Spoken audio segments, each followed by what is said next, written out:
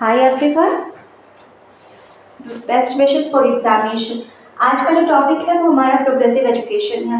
जैसे एवोल्यूशन होता है, दिन ब दिन प्रोग्रेस होता है एक इंसान की ह्यूमन के बॉडी में, वैसे ही शिक्षा के क्षेत्र में भी यहाँ दिन ब दिन प्रोग्रेस हुआ है। 19वीं सदी में, 19th सेंचुरी में अमेरिका में प्रोग्रेसिव सिद्धांत का लागू हुआ और प्रचलन हुआ। 19th सेंचुरी अमेरिका में यहाँ पे एजुकेशन का एवोल्यूशन हुआ। मीन्स यहाँ पे बच्चों को रटाकर या रोट मेथड से ना सिखाकर उन्हें प्रयोगों के द्वारा, एक्सपेरिमेंट के द्वारा, एक्टिविटीज के द्वारा हम उन्हें सिखाते हैं ताकि बच्चे जो भी पढ़े उसे वो समझ सके। फॉर एग्जाम्पल, जैसे हमने पिछली बार किशोरावस्था में पढ़ा, किशोरावस्था में बच्चे में अपोजिट सेक्स के प्रति आकर्षण होता है। उसके दिल में जैसे एक लड़का है तो उसके दिल में एक लड़की रहती है। ठीक उसी प्रकार प्रगतिशील शिक्षा के दिल में एक ही चीज रहता है, and that is learning by doing. यहाँ लर्न जो होता है वो एक्टिविटी के द्वारा होता है। किसी भी एक्टिविटी को प्रोत्साहित किया जाता है। यहाँ रोट मेथड को प्रोत्साहित नहीं किया जाता कि आप रट के चले जाओगे तो आप एग्जाम पास कर लोगे। फॉर एग्जाम्पल, अभी जो सीटेट के एग्जाम्स ले रहे हैं तो वहाँ क्या होता है, अगर हमने नियम को रट लिया तो हम पास नहीं करते हैं। वहाँ हमसे प्रैक्टिकल क्वेश्चंस पूछे जाते हैं। फॉर एग्जाम्पल, अगर आपके क्लास में एक बच्चा अंडरस्टैंड नहीं करता है या फिर पढ़ाई में ध्यान नहीं देता तो आप क्या करोगे, या फिर एक बच्चे को आप कैसे पढ़ाओगे कि उसे अच्छे से समझ आए। यहाँ वो थ्योरम नहीं पूछ रहे बल्कि उसी थ्योरम से रिलेटेड क्वेश्चंस पूछते हैं। जिसने सीटेट के थ्योरम्स को अच्छे से समझा है वही उस क्वेश्चन का जवाब दे सकता है। जिसने रोट मेथड और रट के गए हैं वो जवाब नहीं दे सकते। For example, when I was in school, teacher used to speak that कि भारत के उत्तर में ये राज्य है, भारत के दक्षिण में ये है, भारत के उत्तर में ये देश है, दक्षिण में ये देश है, पूरब पश्चिम में ये देश है।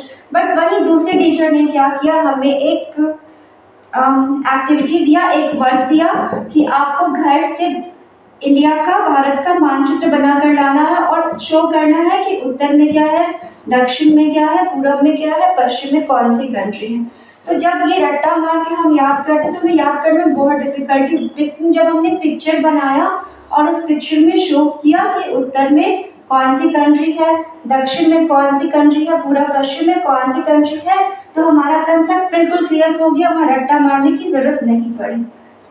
अनदर एग्जाम्पल, आप जब किचन में जाते हो तो आपको खाना बनाना नहीं आता। फॉर एग्जाम्पल, आपको खाना बनाना बिल्कुल नहीं आता है। That time what you will read a recipe book. हम रेसिपी बुक पढ़ते हैं, किचन में जाते हैं और हमने लौकी की सब्जी बनाई।